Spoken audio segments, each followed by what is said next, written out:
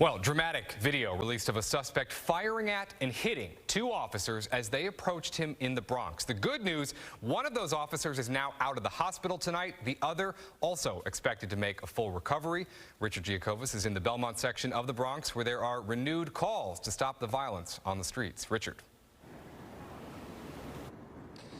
Chris, one of New York's finest, spending this Thanksgiving night in a New York hospital. He was shot at last night here in the Bronx by a man, him and his partner.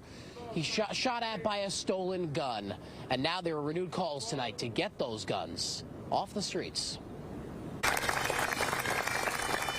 Less than 16 hours after being shot in the arm, rookie cop Alejandra Jacobs waved at her fellow officers outside St. Barnabas Hospital this Thanksgiving morning. The military vet, who's only been on the force for a year, wished everyone a happy holiday. Extra thankful that she's alive.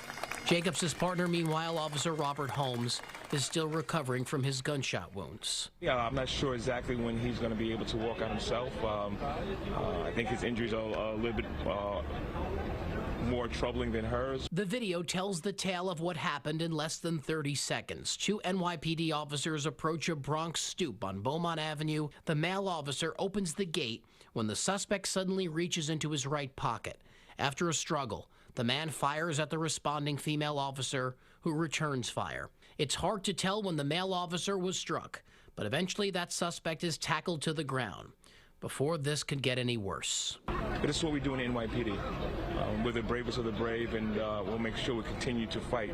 NYPD Chief of Department Rodney Harrison praising both officers for their heroism and fearlessness. The outrage, though, came from PBA President Pat Lynch, who says the city and the state needs to do a, quote, reset when it comes to bail reform laws. We have to now recognize that our elected officials made egregious mistakes by changing the laws that take away the fear on the street. The suspect in that video has been identified as Charlie Vasquez, who fired at cops with a gun that was reported stolen from Georgia a year ago.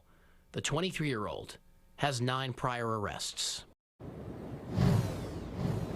That suspect is reportedly in serious condition tonight. He's not expected to be released from the hospital anytime soon, and neither is that police officer who may be spending the next several nights in the hospital while he recovers. Police Commissioner Dermot Shea summed up last night's shooting very poignantly. He said, it's the video. When you watch that video, it strikes you to not only how fast it is, but also when it happens with no regard to human life.